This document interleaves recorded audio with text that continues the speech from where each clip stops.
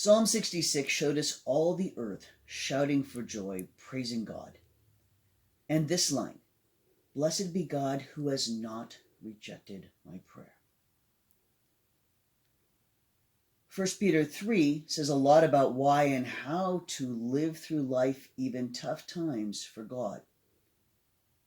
And says, "Should anyone ask you the reason for the hope of yours, be ever ready to reply, but speak gently and respectfully."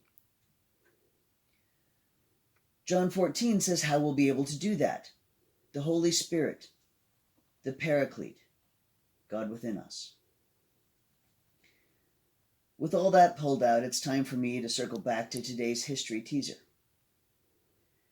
Acts 8 has so much more than the two little snippets we get in this reading. Acts 8 starts with Saul approving of the martyrdom of Stephen and holding the cup. And then, yes, we go with Philip out to Samaria, and it's an amazing experience. The crowds grew, the apostles heard. They sent Peter and John to check it out, and then these two leading apostles are just wowed by all of this, and they pray the Spirit onto these huge, excited crowds. This is totally the wow of starting the church's ministry out there. There's a snippet in the middle that they skipped where Simon, who does magic and calls them miracles, says, "Ooh, that's cool, I want that." And converts, they think. And then he sees the apostles giving out the Holy Spirit baptism, and he tries to pay them for it. That's right after the ending of our reading. And they call him out pretty hard on that and tell him that his soul is full of bitterness and wickedness, and they're hoping he gets over that. And then they leave. But what happens next is actually the passage where we see the gospel going out into the world. Because Philip goes from this excited, electric crowd, and an angel says, "Philip, go take this wilderness road into the middle of nowhere now." And Philip's like, "Okay." Philip leaves the crowd to walk a wilderness road into the desert, where he meets one man. Well, sort of a man. This is the Ethiopian eunuch. The Ethiopian eunuch has just come back from worshiping in Jerusalem at the temple.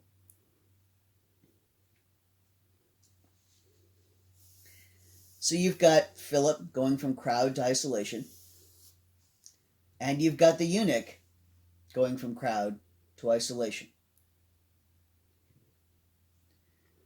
Does that sound remotely familiar? Anybody kind of identify with that right now? I think Kathleen's the only person who's stuck in crowds all the time right now.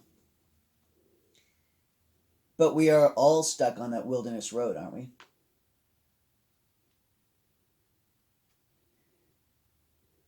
And I don't know about you, but I'm thinking about Philip dragging out onto that wilderness road after all of that excitement of the crowd, thinking, "Lord, did I hear you right? Am I really... You sure? I spent a lot of time praying that I'm listening to the Holy Spirit, right?"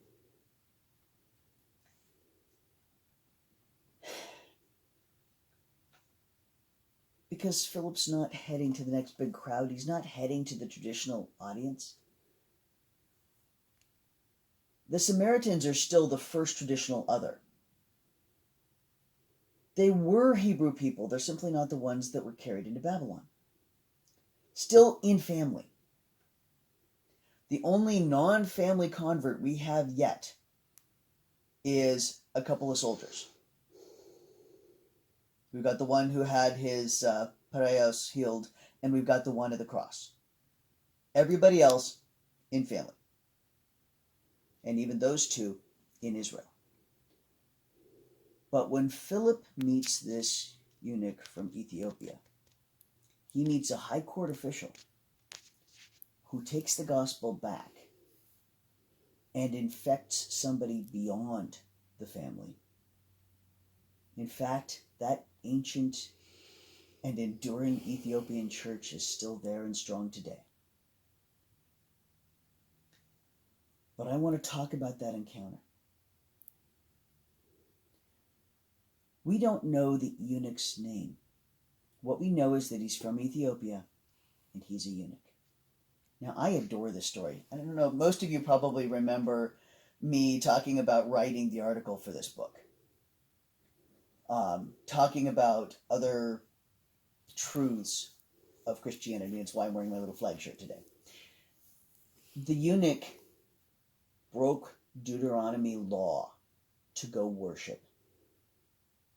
He was not a legal man.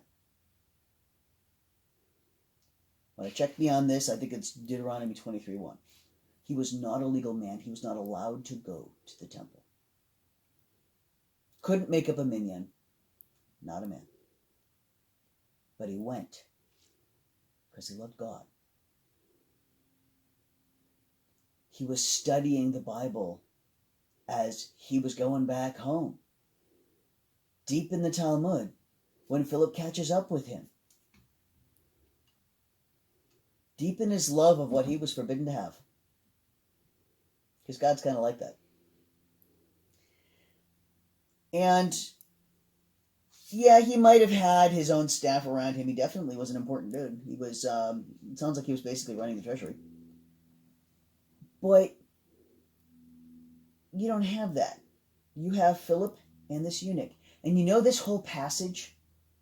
The only things that aren't questions in that whole passage are the angel telling Philip to go and God telling Philip what to do, to go talk to him. Philip starts the conversation by asking if he understands what he's reading.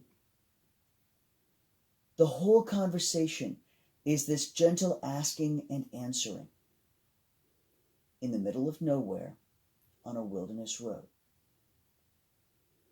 Until the eunuch says, "Look, here's water. What is to prevent me being baptized?"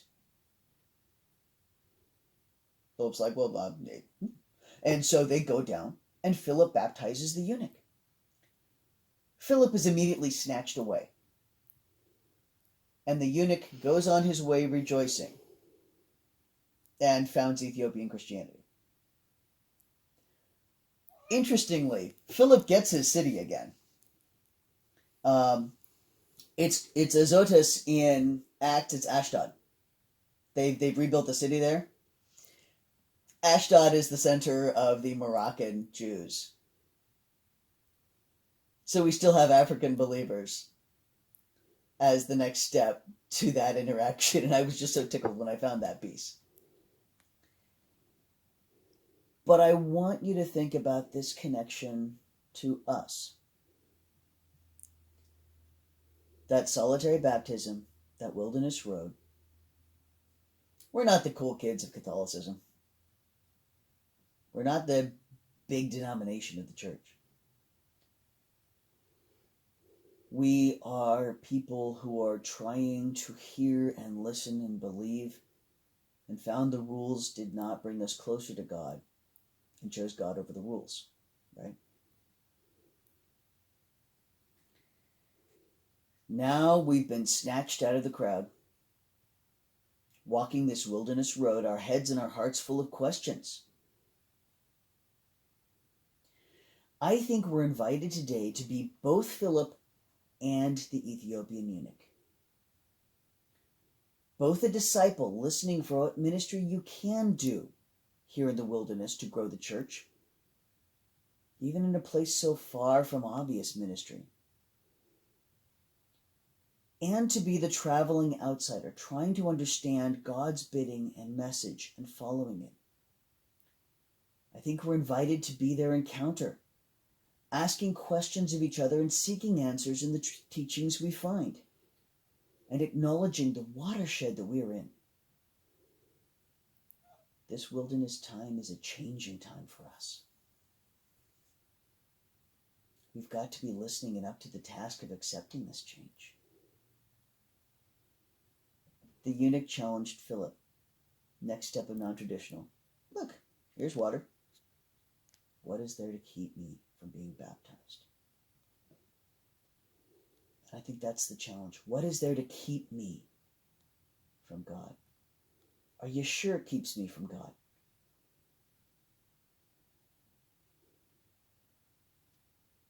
I challenge you to look at the table in front of you.